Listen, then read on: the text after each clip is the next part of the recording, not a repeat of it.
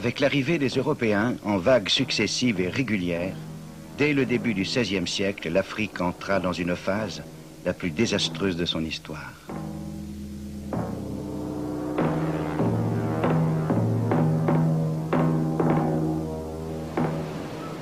Voici l'un des 43 châteaux construits par 7 nations européennes le long de la côte occidentale de l'Afrique. Aujourd'hui, ce ne sont que des monuments symboles de rivalité et de cupidité. Entre-temps, ne l'oublions pas, les Européens avaient découvert les richesses du Nouveau Monde et la façon de se les approprier par le travail des esclaves. Ne disposant plus d'esclaves en Europe et n'en trouvant pas assez dans le Nouveau Monde, alors ils se tournèrent vers l'Afrique. Abominable de brutalité et de violence, le trafic des esclaves enleva au continent africain des millions d'hommes, de femmes et même d'enfants. La cruauté et le malheur s'abattirent sur l'Afrique. Le nombre considérable d'esclaves n'était pas seul en cause. Chaque année, durant des siècles, ce trafic arrachait à l'Afrique sa main-d'œuvre, des hommes et des femmes rompus à l'agriculture, à l'artisanat et à toutes sortes d'activités indispensables.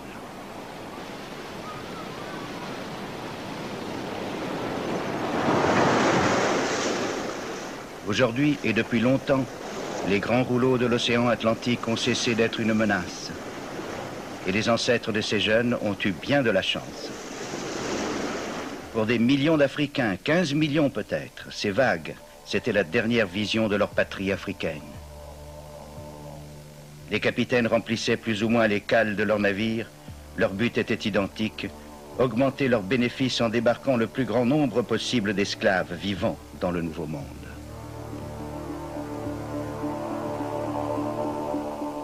Capturées parfois loin à l'intérieur des terres, les victimes des esclavagistes noirs étaient conduites vers les forteresses des Blancs de la côte. Il y avait bien des protestations. Elles cessèrent de se faire entendre lorsque les bénéfices du trafic favorisèrent de plus en plus la corruption des rois et des marchands africains et même européens. Pour les Blancs, c'était chose normale et nécessaire même de considérer leurs victimes noires comme des sous-hommes. C'est l'esclavage qui engendra le racisme. À Cape Coast Castle, en Côte de l'Or, on construisit une chapelle pour la garnison britannique sur le sommet de la forteresse où, à tout moment, jusqu'à 1500 prisonniers noirs pouvaient être regroupés avant l'embarquement. Même le clergé n'osa protester contre l'esclavage. Certains étaient même prêts à partager les bénéfices.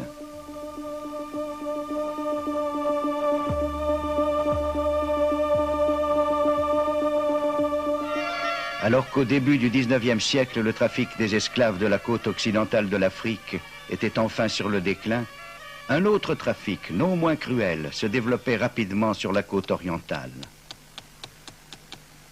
Le port de Bagamoyo, sur l'océan Indien, était bien connu des explorateurs européens qui y débarquaient avant de suivre les pistes de l'esclavage à l'intérieur des terres. Bagamoyo était l'une des grandes plaques tournantes du commerce des esclaves au XIXe siècle. Pour des milliers et des milliers de prisonniers désespérés, capturés dans les lieux les plus reculés, c'était la fin d'un horrible voyage au terme duquel ils atteignaient le littoral de l'océan Indien, puis étaient embarqués sur les navires des Arabes de Zanzibar.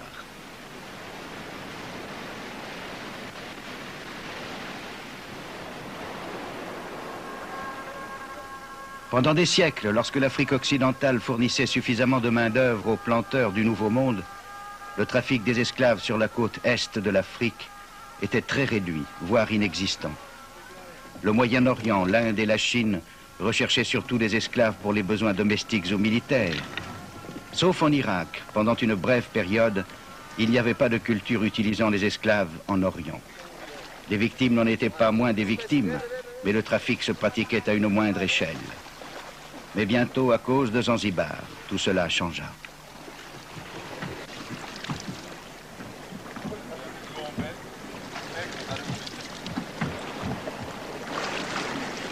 Au large de la côte orientale de l'Afrique, l'île de Zanzibar était connue comme un centre du commerce de l'ivoire de l'océan Indien. Au XIXe siècle survint une nouvelle colonisation arabe très néfaste. En 1840, le sultan d'Oman transféra sa capitale du sud de l'Arabie à Zanzibar. Le trafic des esclaves existants allait connaître une forte expansion. Les Arabes de Zanzibar commencèrent la culture des épices avec des esclaves importés du continent. Ils se mirent aussi à vendre des esclaves aux trafiquants d'au-delà des mers.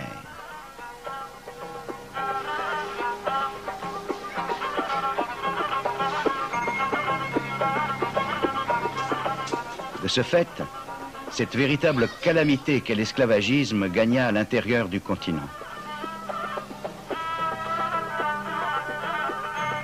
En même temps que toute cette souffrance se répandait, des Européens, dotés d'un état d'esprit bien différent, arrivèrent.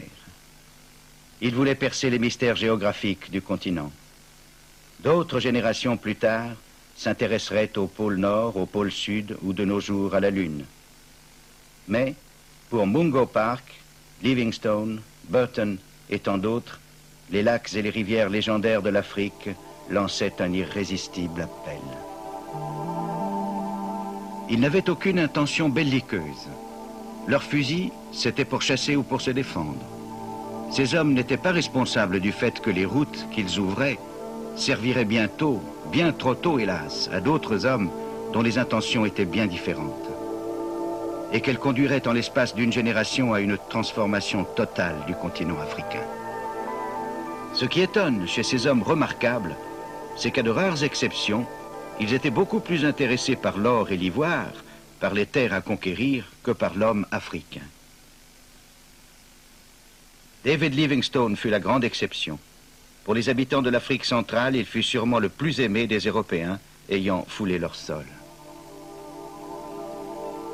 Missionnaire devenu explorateur, Livingstone remonta le Zambèze de sa source jusqu'à l'océan Indien.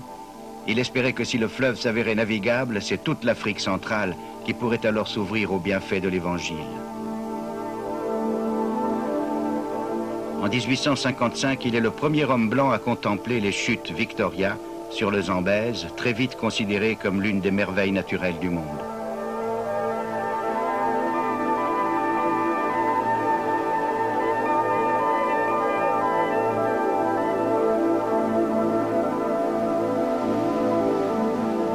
En aval des chutes, d'autres obstacles naturels interdisaient la navigation. Son bateau à vapeur construit spécialement dut faire demi-tour. Aujourd'hui, la statue de Livingstone domine les chutes de toute sa grandeur. Sur la plaque, on peut lire « Au docteur David Livingstone qui découvrit les chutes du Zambèze ». C'était en 1855. Ce qui s'est produit en fait, c'est que des amis africains avec lesquels il vivait à quelques jours de navigation lui parlèrent de ce paysage fabuleux et l'y conduisirent. Livingstone, trop généreux pour oublier ce qu'il devait aux Africains, eut soin de consigner le fait dans ses mémoires. Quant aux gens qui, beaucoup plus tard, édifièrent cette statue, ils pensaient, comme à leur habitude, que rien n'existe vraiment avant d'avoir été découvert par un blanc.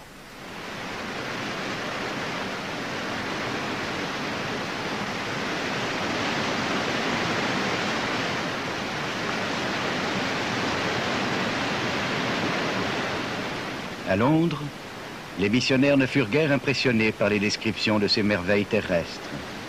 Pour eux, les voyages et les travaux géographiques de Livingstone signifiaient qu'ils ne se consacraient pas assez à Dieu. À Londres, on voulait des convertis, pas des cataractes. Livingstone considéra leur attitude envers les splendeurs de l'Afrique si dérisoire qu'il se retira de la London Missionary Society, la société missionnaire de Londres. Son devoir, pensait-il, lui imposait un point de vue bien plus élevé. Que les autres se chargent des choses de tous les jours. Les autres, il y en avait beaucoup.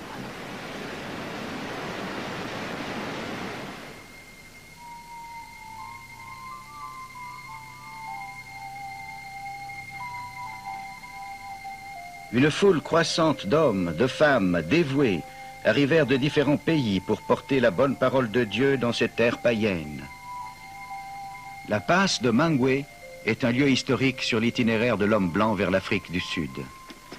Elle commande, au sud, le passage vers le désert du Kalahari et vers la République blanche d'Afrique du Sud. Au nord, les anciennes pistes menant à Bulawayo, la capitale du royaume Matabele. La frontière méridionale de ce royaume passait par ce col, unique point d'accès autorisé par le roi des Matabele, aux missionnaires, aux négociants ou aux chasseurs européens. La plupart des missionnaires de cette époque auraient approuvé ces paroles de Livingstone.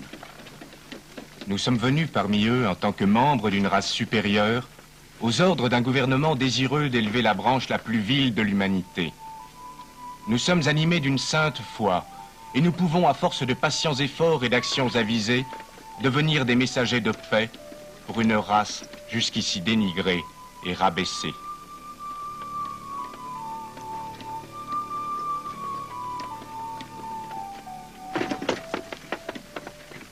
Quelques-uns pensaient différemment.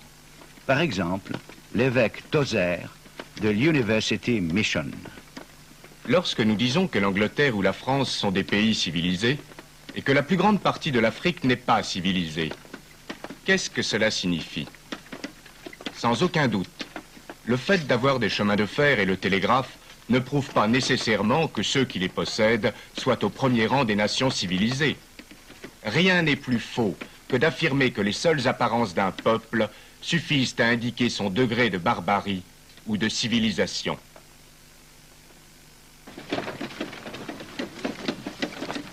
Néanmoins, la plupart des missionnaires pensaient être les seuls à pouvoir sortir les Africains de leur médiocrité spirituelle. Ils affrontèrent bien des périls. Non qu'ils fussent précipités vivants dans une marmite d'eau bouillante, cela n'arriva jamais, mais ils succombèrent à des fièvres incurables et mortelles. En une seule année, ce fut le cas de 6 des 9 missions de Makololo, fondées par Livingstone. Peu de Noirs voulaient spontanément être convertis. Il fallait donc le leur demander. La force se justifie-t-elle pour sauver une âme? La flagellation était en usage dans certaines missions, dans d'autres, cette méthode était désapprouvée. S'il est admis qu'une expédition ne peut être menée à bien sans que son chef ne commette jour après jour des actes de violence, alors il eût mieux valu que ces expéditions missionnaires ne fussent pas entreprises. Si les missions ne peuvent fonctionner qu'avec des méthodes qu'aucun défenseur de la mission n'oserait expliquer en détail, alors il eût mieux valu que ces missions ne fussent pas entreprises.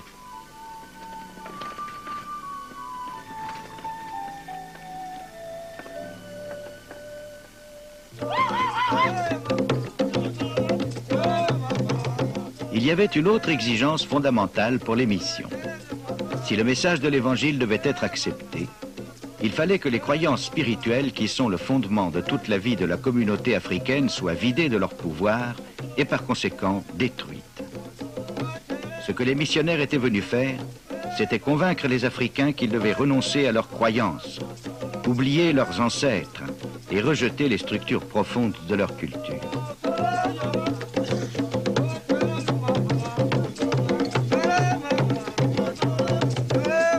Ce film de propagande missionnaire, tourné dans les années 60, le montre très clairement.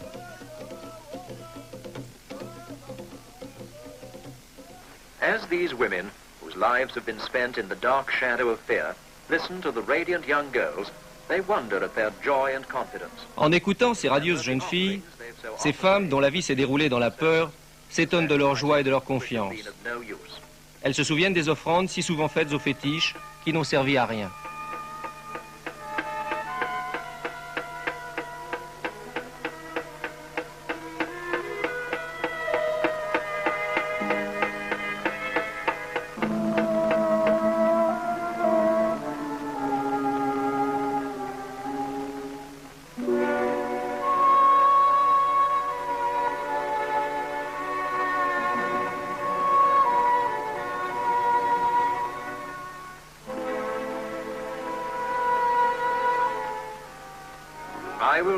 Je vous parlerai de Dieu qui, lui, ne nous demande pas de sacrifice.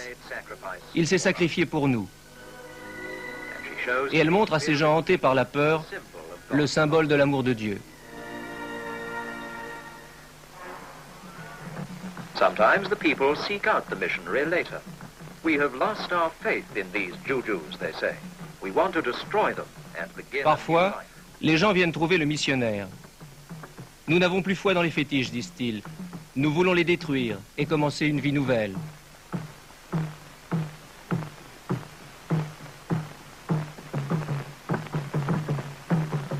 Some rejoice. Certains se Some réjouissent. wonder what will become of D'autres them se now. demandent ce qu'ils vont devenir.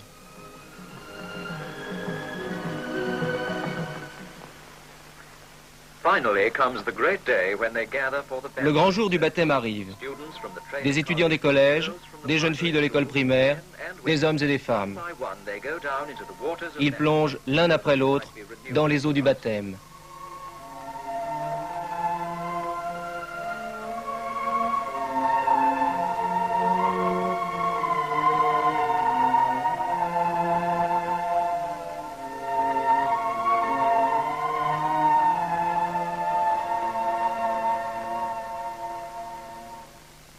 Un esprit sceptique se demanderait pourquoi une forme de renouvellement spirituel serait supérieure à une autre.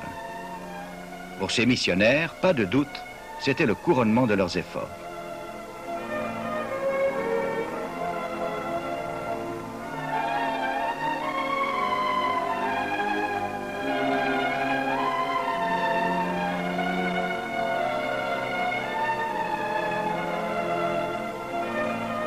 Les séminaristes, le moment venu, officieront à leur tour. Après de modestes débuts, les missions d'Afrique centrale ont pu, à juste titre, se vanter d'un grand succès. Le christianisme était largement accueilli.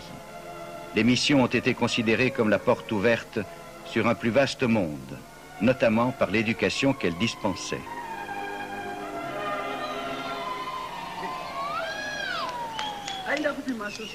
Wadi Lové, une école méthodiste du Zimbabwe moderne. C'est un grand jour. Le ministre de l'Information, M. Nathan Chamuyarira, ancien élève de l'école, rend visite à Wadi Lové.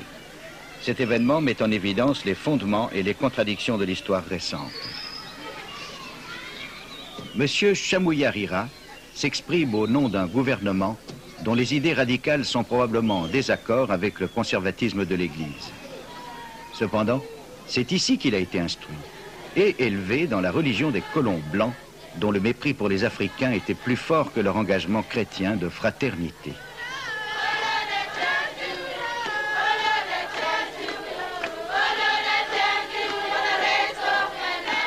Par une curieuse ironie, bien que la chrétienté en Afrique ait précédé la colonisation, elle ne peut à présent échapper au fait d'avoir été de plus en plus profondément impliquée dans le système. Les dirigeants étrangers ont beau être partis, le fond africain, lui, demeure.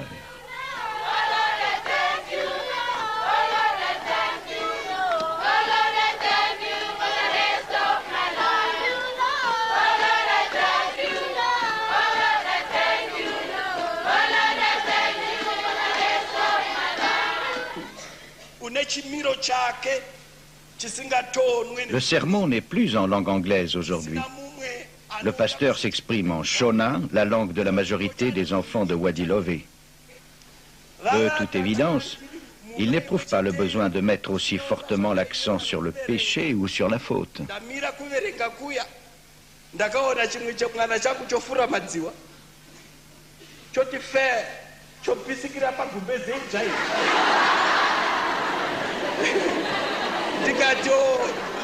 Dans quelle mesure l'enseignement des missionnaires faisait-il partie de l'instruction coloniale? Missionary teaching was really part of colonial teaching.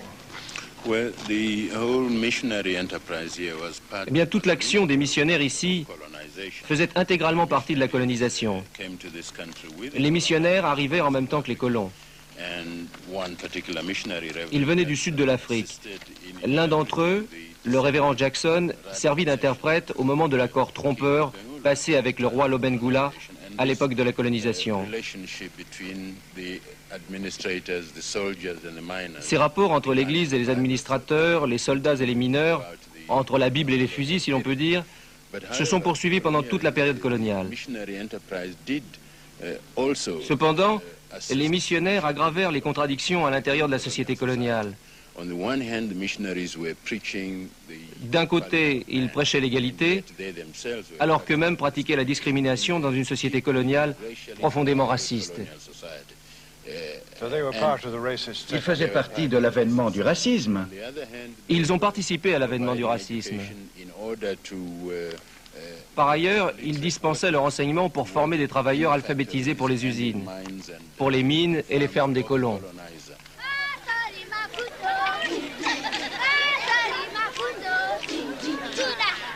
L'école a organisé une démonstration de gymnastique en l'honneur du ministre. La plupart des premiers missionnaires ont essayé de détruire les danses et les rythmes de l'Afrique, prétextant qu'elles étaient lascives et diaboliques. Cependant, la chrétienté noire a su résister à cette emprise. Pour ces jeunes des écoles, des missions, la réunion du passé et du présent est une source d'amusement.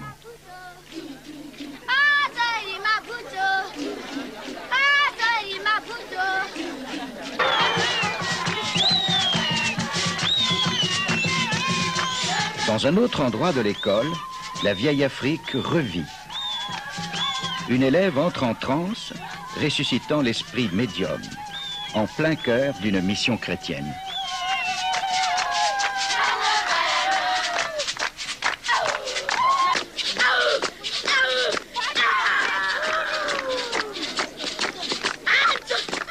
Encouragée par ses camarades, elle reprend un ancien rituel de la croyance Shona. Beaucoup d'Africains croient toujours que ceci est le moyen qu'utilisent les ancêtres pour communiquer avec les vivants.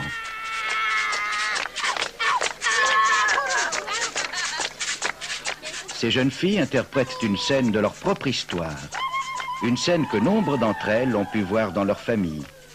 C'est une sorte de réconciliation psychologique entre le présent et le passé.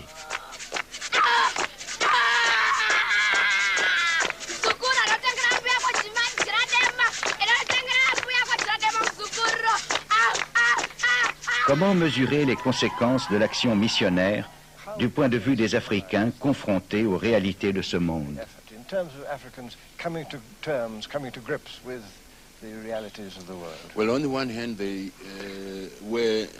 Bon, d'un côté, les colons étaient inquiets et ils ont pris des mesures drastiques pour détruire la culture africaine. Cela était contenu dans l'enseignement même de la chrétienté. Dans le même contexte, cela a engendré les contradictions qui conduisirent à la chute du colonialisme. En instruisant les gens, en les amenant dans une institution comme celle-ci, où nous pouvions rencontrer des étudiants de différentes parties du pays.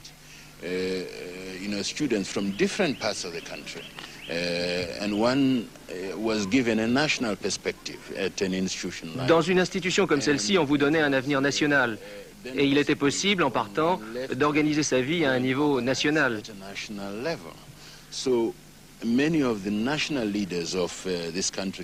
Il y a tant de leaders nationaux de ce pays aujourd'hui qui ont été instruits dans les écoles missionnaires. 9 Noirs instruits sur 10 l'ont été dans les missions. Le camarade Robert Mugabe, le premier des premiers ministres zimbabwéens indépendants, a été élevé, éduqué à Kutaman, école d'une mission catholique romaine. De même, bien des leaders de l'actuel gouvernement du Zimbabwe ont été formés dans diverses écoles missionnaires du pays. Cela a donc provoqué les contradictions de la société coloniale. Comme bien d'autres faits historiques, celui-ci a eu des conséquences imprévues. Oui, tout à fait.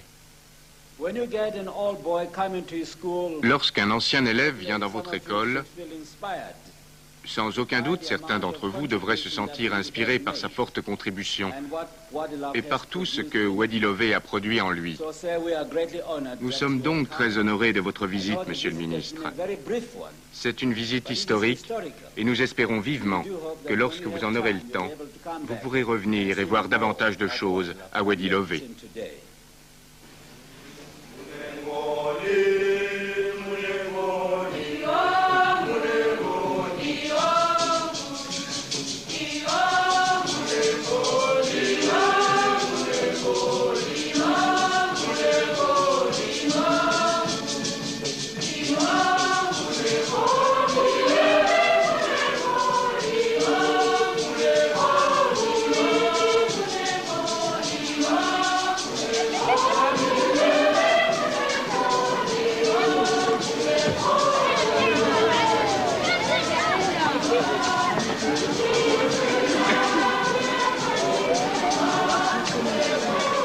Le ministre est acclamé comme un héros en raison du rôle qu'il a joué dans la lutte pour l'indépendance du Zimbabwe.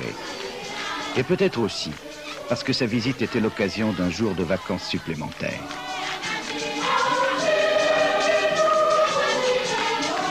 À la vue d'une telle scène, il est difficile de nier que la venue du christianisme en Afrique noire a finalement apporté beaucoup de bienfaits. Ces enfants du Zimbabwe ont devant eux des possibilités et des libertés que leurs parents n'ont pas eues. Toutefois, ce fut chèrement payé. Une grande partie de la valeur de la culture africaine a été déformée ou enfouie sous les certitudes intolérantes d'une culture étrangère. En définitive, qui sait si les bienfaits matériels de l'œuvre missionnaire ne seront pas plus durables que les bienfaits spirituels? Car ils ont apporté non seulement l'éducation à l'européenne, mais aussi la médecine européenne. Livingstone lui-même était médecin. La pratique médicale actuelle s'intéresse enfin à certains aspects de la médecine africaine traditionnelle qui ont fait leurs preuves.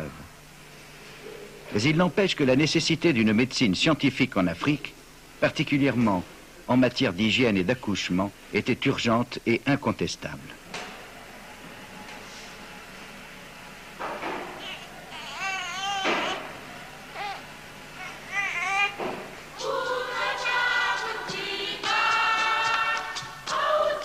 Ce qu'il y a de plus plaisant peut-être pour un observateur étranger, c'est la façon dont les Africains ont adopté le christianisme à leur rythme et à leur style de vie.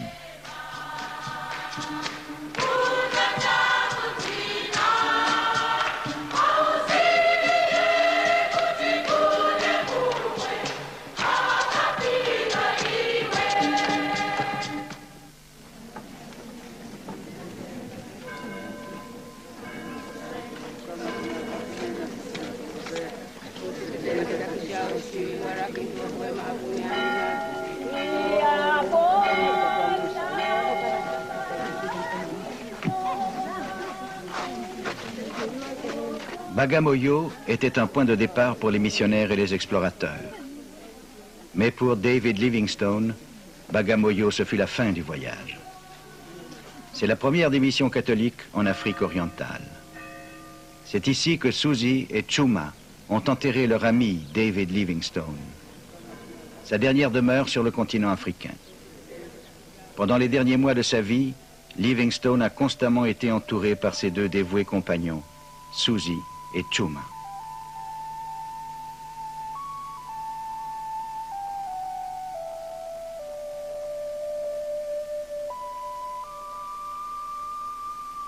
Ce sont eux qui l'ont soigné pendant la maladie qui devait l'emporter. Après sa mort, en 1873, ils ont entrepris ce long périple africain de plus de 2000 kilomètres pour ramener son corps sur la côte. Pour cet acte plus que chrétien, ils furent désapprouvés sans explication et brutalement congédiés. Plus tard, fort heureusement, ses compagnons fidèles ont été traités moins grossièrement. Il faut bien dire cependant que Livingstone lui-même avait sa responsabilité dans cette attitude. Rappelez-vous ces paroles. Nous sommes venus parmi eux en tant que membres d'une race supérieure pour élever la branche la plus vile de l'humanité. C'était un homme de son époque, bien sûr, et de telles attitudes étaient fréquentes. Mais il affirmait aussi, et ceci n'était pas courant du tout, qu'on pouvait faire des Noirs les égaux des Blancs grâce à deux bienfaits de l'Europe, la chrétienté et le commerce. Voilà ce qu'il croyait, et il le croyait encore lorsqu'il mourut. Mais qu'aurait-il pensé s'il avait pu voir les conséquences de ces deux bienfaits de l'Europe ?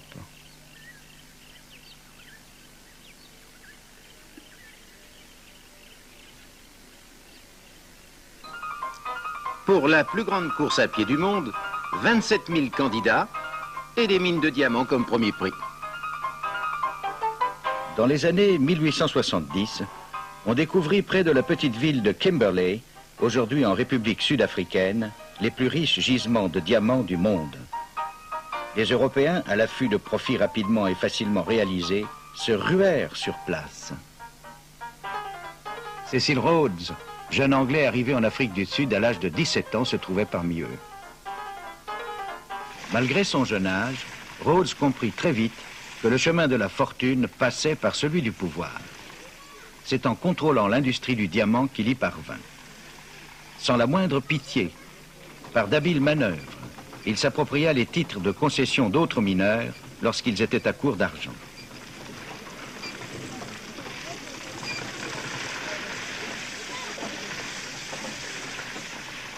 Rhodes voyait là la possibilité pour lui de devenir le roi du diamant. Son royaume allait être une Afrique où l'anglais, l'homme anglais, régnerait en maître. Il écrivit. Imaginez seulement ces lieux, actuellement habités par les représentants les plus méprisables de l'humanité. Quel extraordinaire changement s'ils passaient sous l'influence anglo-saxonne.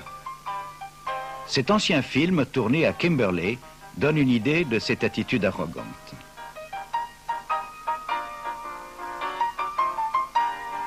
Il n'y avait pas que la richesse minière, il y avait aussi de la terre à gagner. Pendant tout le 19e siècle, à partir de la colonie du Cap, les forces britanniques étendirent leur emprise sur les peuples noirs avoisinants. Jusqu'à ce que, en 1879, elles se heurtent aux plus formidables d'entre eux, les Zoulous.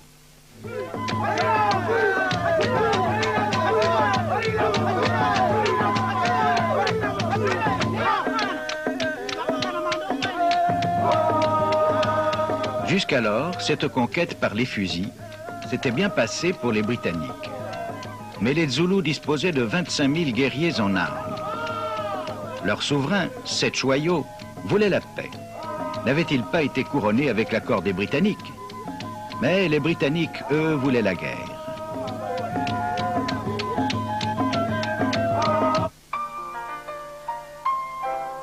Ces diapositives idylliques, l'équivalent victorien des actualités filmées, montrait la guerre telle que la métropole voulait l'imaginer. C'étaient les beaux jours de l'Empire, et ici les forces britanniques assujettissaient une fois de plus une foule de sauvages païens avant de leur octroyer la bénédiction de la civilisation anglo-saxonne. La réalité était tout autre. À Islandwana, les Zoulous infligèrent à l'Empire britannique la pire défaite de toute son histoire. Tandis que les Britanniques se précipitaient pour enlever le couvercle de leur caisse de munitions, ils furent littéralement submergés par les Zoulous. À la fin du jour, tandis que les Zoulous célébraient leur victoire, 800 soldats de Sa Majesté étaient étendus morts. Pas un blessé n'avait été épargné.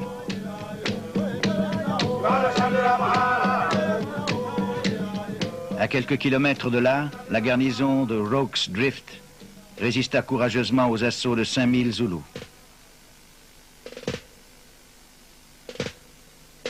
La puissance de feu de l'armement moderne joua son rôle dévastateur.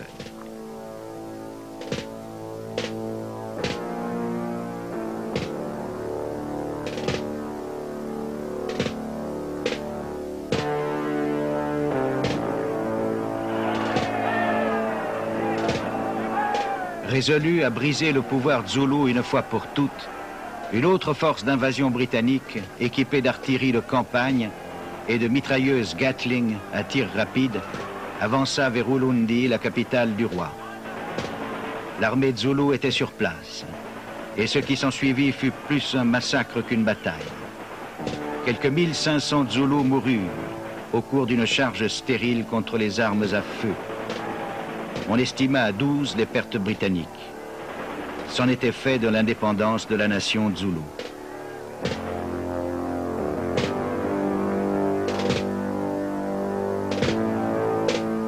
Devenu milliardaire, Cecil Rhodes révélait alors son plan pour imposer la domination britannique à travers toute l'Afrique, du Caire au Cap. Sa toute première ambition se fixa sur les hautes terres situées au nord du Limpopo. Sur ce vaste plateau au climat agréable, il y avait des pâturages en abondance. Et dans le sous-sol, la promesse d'autres richesses minières, de l'or notamment. Mais Rhodes fut stoppé par un obstacle considérable. 60 ans auparavant, les Matabele, cousins des Zoulous, avaient émigré vers le nord et fondé un royaume militaire puissant dans ce pays que Rhodes voulait s'approprier au profit des colons blancs. La brousse a envahi les lieux depuis longtemps.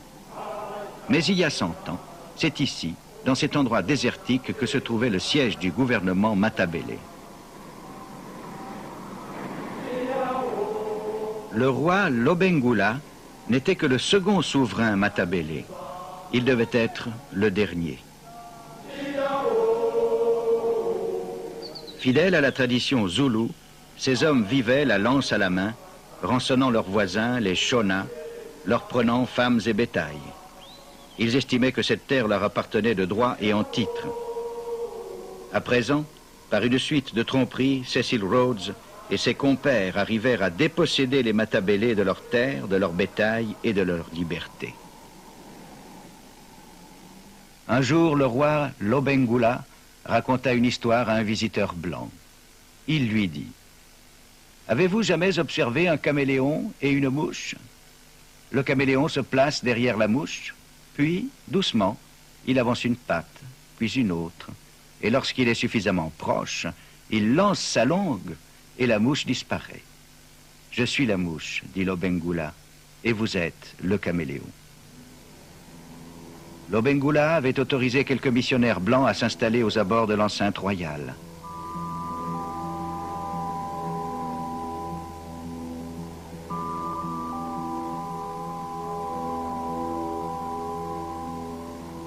Les jésuites y avaient fondé une mission, mais leur vie de célibataire n'attirait guère les Matabele.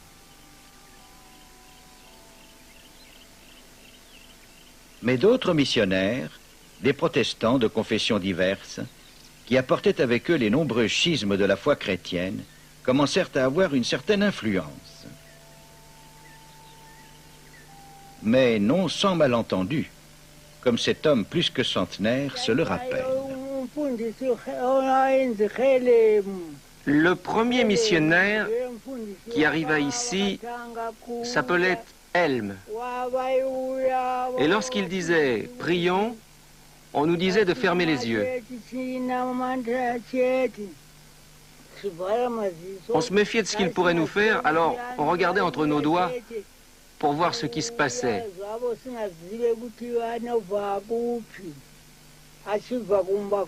Près de la capitale, de l'autre côté de la rivière, se trouvait la mission anglicane de Hope Fountain, la fontaine de l'espoir. Très vite, les premiers missionnaires ont dû faire face à un véritable dilemme. Envers qui devaient-ils être loyaux d'abord? Envers les Africains qui leur faisaient confiance et qui étaient leurs hôtes? Ou envers leurs parents et amis britanniques? Le révérend Charles Helm, qui a vécu en ce lieu, a finalement fait son choix. Il était l'ami blanc de Lobengula qui lui accordait sa confiance, mais en secret, en même temps, il commença à travailler pour Cecil Rhodes. Le fait était que ces missionnaires furent bientôt convaincus, et sûrement à juste titre, comme le montrent leurs archives, que s'ils devaient convertir un nombre appréciable de Matabele, le pouvoir du roi devait être anéanti et la culture et l'indépendance des Matabele détruites. Et Rhodes, ils l'ont vu, était l'homme à faire les deux. Le pouvoir de Lobengula fut de plus en plus réduit. Il en appela à la reine Victoria, mais on lui conseilla de signer des traités. Certains de ses conseillers étaient venus avec de bonnes intentions, mais ils trahirent quand même Lobengula. Le révérend Helm repose ici. Ses frères missionnaires se sont crus autorisés à inscrire sur sa tombe un ami des Matabele. Était-il vraiment leur ami? Ou bien ses convictions profondes l'ont-elles conduit à fermer les yeux sur la trahison?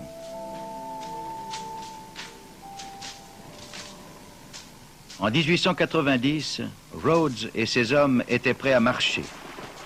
Voici les scènes du film Rhodes Africa, Cecil Rhodes d'Afrique, relatant la célèbre épopée pionnière à la manière d'une glorieuse légende. Presque une justification en soi de leur droit à la terre qu'ils s'apprêtaient à confisquer.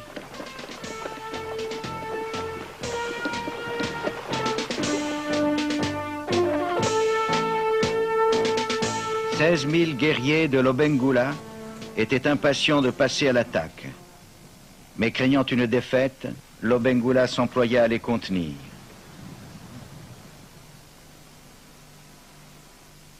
La colonne marcha vers le nord. Pour éviter un contact direct avec les Matabele, elle traversa le pays Shona, peuple moins belliqueux. Chaque soldat avait reçu la promesse de 15 concessions d'or et d'une ferme d'environ 1500 hectares. Voici ce qu'en disait un contemporain. Un mélange comme j'en ai jamais vu de ma vie. Des hommes de toutes conditions, de l'aristocrate au truand, le meilleur et le pire de l'humanité. Une armée de briques et de broc. En fait, certains pionniers venaient des plus grandes familles du Cap. Si l'expédition devait échouer, Rhodes savait très bien que leurs influents pairs feraient pression auprès du gouvernement britannique pour obtenir une assistance militaire.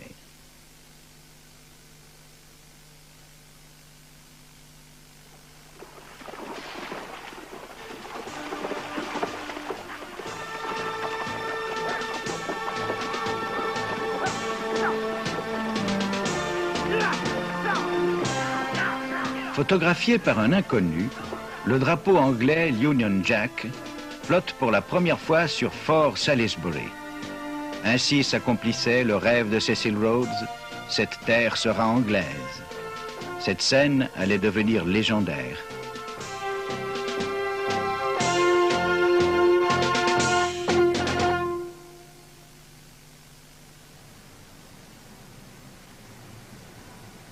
Fort Salisbury, fondée en ce lieu sans raison particulière, devint la ville moderne de Salisbury, aujourd'hui rebaptisée Harare.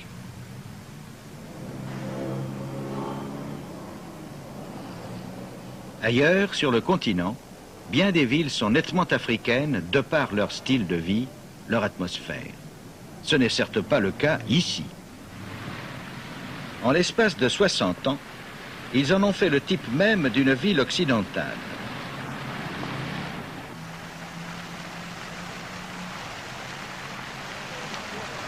Ici, la hampe du drapeau commémorant l'endroit où tout a commencé. En pleine ville, on lit sur la plaque de ce monument « Au groupe de pionniers spécialement recrutés pour fonder la première population civile du pays Mashona ». Mais qui pouvait de plus se recommander de cette condition civile? Les Noirs qui habitaient le pays Mashona depuis longtemps et l'avaient fait prospérer, ou bien les Blancs qui le leur avaient pris par la violence et la tromperie? Cela peut paraître une question dure à présent, mais l'expropriation des Shona était rude elle aussi.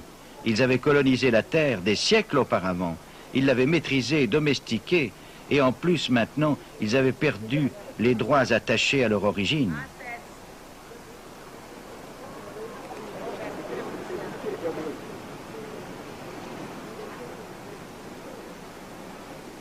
L'ami intime de Rhodes, le docteur Starr Jameson, était parmi les pionniers. Rhodes le choisit pour administrer ce territoire nouvellement acquis.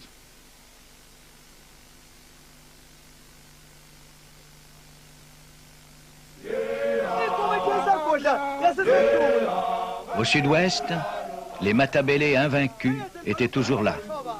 En 1892, Jameson décida qu'il était temps d'en finir avec eux.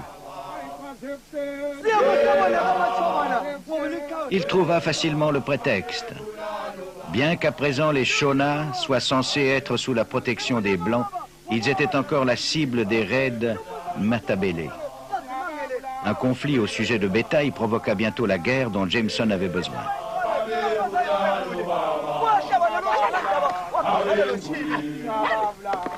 Selon la plus pure tradition, les guerriers Matabele se préparèrent à défendre leur capitale, Bulawayo, contre les troupes de Jameson qui s'approchaient.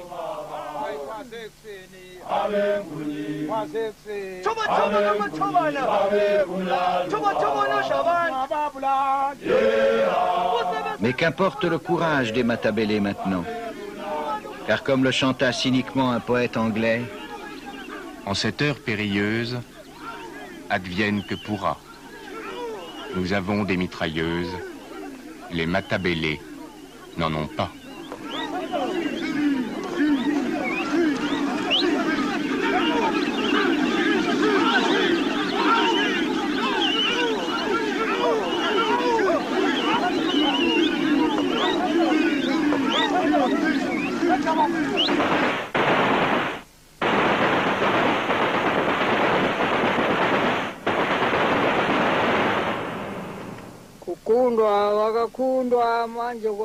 Les Européens avaient des canons et des fusils à tir rapide. Les Matabele avaient bien aussi quelques fusils, mais très peu.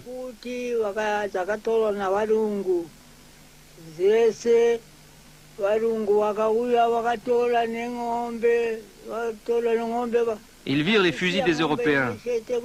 Que pouvaient-ils faire?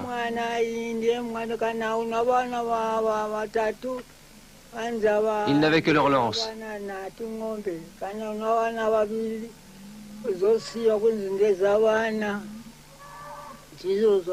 Après la défaite, l'expropriation. Presque toutes les terres cultivables des Matabele et la plupart des 250 000 têtes de bétail furent confisquées par la compagnie anglo-sud-africaine de Rhodes ou par des colons indépendants. Les structures de la vie Matabele furent brisées. La Société missionnaire de Londres écrivit à Rhodes pour le féliciter. En tant que missionnaires, nous avons peu de raisons d'avoir de la sympathie pour les Matabele. Nous n'en avons pas davantage à nous apitoyer sur la chute de leur pouvoir. On dit que Lobengula avait déclaré à ses partisans qu'il disparaîtrait comme une aiguille dans une botte de foin, plutôt que de voir les Blancs lui toucher un seul cheveu. Il disparut effectivement, tandis que ses guerriers essayèrent en vain de trouver un nouveau foyer au nord, de l'autre côté du Zambèze.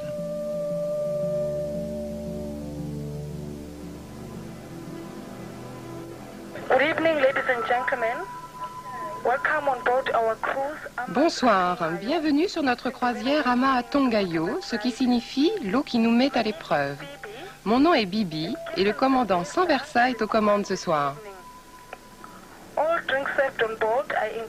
Les colons blancs commencèrent eux aussi leur marche vers le nord, au-delà de cette grande voie d'eau que David Livingstone avait explorée seul auparavant. Cecil Rhodes devait avoir l'insigne honneur de voir non pas une, mais 2 colonies africaines porter son nom, la Rhodésie du Nord et la Rhodésie du Sud. Nous nous trouvons à l'endroit le plus profond et le plus étroit du Zambèze. C'est ici que les pionniers le traversèrent en 1889. Ils firent flotter leurs wagons comme des radeaux. À vivre au contact du fleuve, un grand nombre de colons tombèrent malades et beaucoup moururent de malaria ou d'autres maladies tropicales.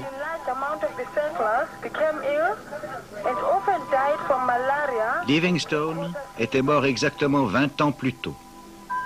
À présent, les voies du christianisme et du commerce étaient ouvertes. Ici, là où Livingstone avait trouvé, selon ses propres termes, une sécurité parfaite pour la vie et pour la propriété, mais où rien de tout cela n'existait plus pour les Africains. La résistance africaine existait encore. En 1896, 3 ans après, des guerriers Matabele qui avaient survécu au désastre, environ 14 000 hommes, certains armés de fusils à présent, se soulevèrent en une furieuse révolte. Ils s'abattirent sur des colonies de blancs isolés et massacrèrent plus d'une centaine de fermiers. Pris au dépourvu, les colons dans leur ensemble se replièrent à Bulawayo, dont ils firent un camp fortifié avec leurs chariots. Ensuite, les Shona, rendus furieux par les impôts et les travaux forcés dans les fermes des Blancs, se soulevèrent à leur tour. Conduits par leurs chefs religieux, Nehanda et Kagubi, ils menèrent un combat de guérilla opiniâtre qui dura plusieurs mois. Les 2 soulèvements ne furent écrasés qu'en 1897.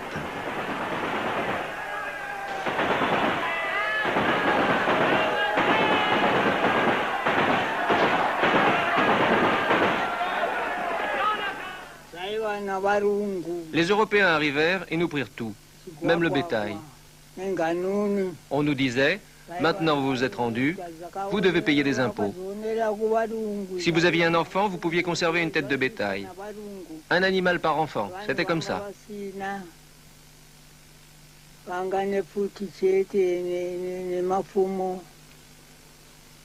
Les colons avaient subi de lourdes pertes pendant la bataille. Ils n'étaient pas enclins à la pitié. Ces soi-disant rebelles étaient traqués et quand ils étaient faits prisonniers, traités comme de dangereux criminels.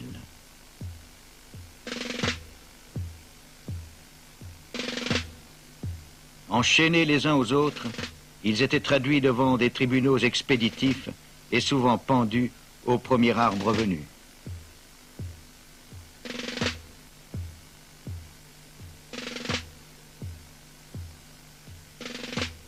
Enfin capturés, les deux chefs religieux, Nehanda et Kagubi, furent pendus eux aussi.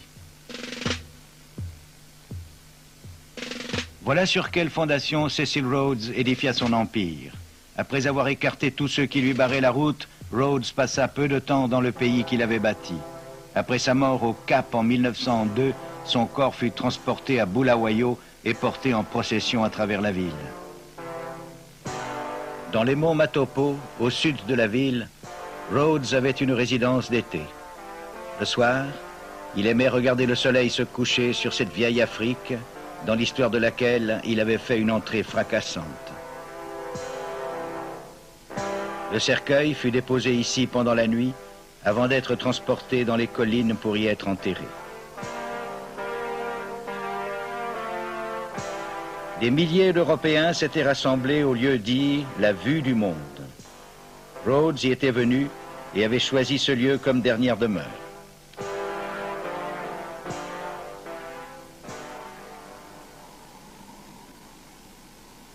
Ainsi, Rhodes fut-il enterré au cœur du pays qu'il avait conquis.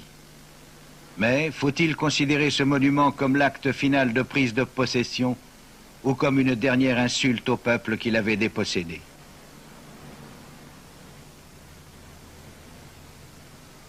Certaines des pages les plus sombres de l'histoire du continent noir furent certainement écrites par des hommes d'une extraordinaire énergie, volontaires et orgueilleux, pénétrés de convictions impérialistes comme cet étudiant d'Oxford qui fonda les plus grandes compagnies mondiales de l'or et du diamant. Rhodes a suscité des jugements contradictoires. Pour le monde de la richesse, il fut et il est le puissant bâtisseur d'empire, le millionnaire bienfaiteur, le héros de l'argent. Pour le monde de la pauvreté, il demeure un pillard et un forban, le baron voleur qui s'empara de ce qui ne lui appartenait pas.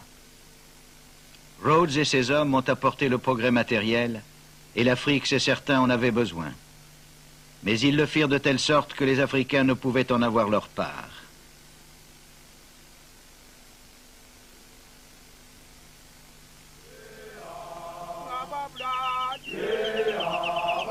Ils ont privé les Africains de leur liberté, cette liberté fondamentale qui permet à l'humanité d'aller de l'avant et de se développer.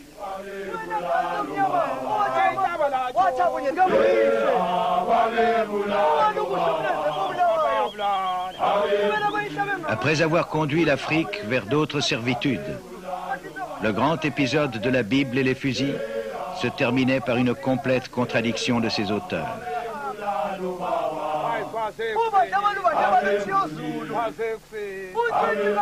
Plus que jamais, les principes et les rêves généreux d'hommes tels que Livingstone allaient être reniés, voire réduits à néant dans un proche avenir.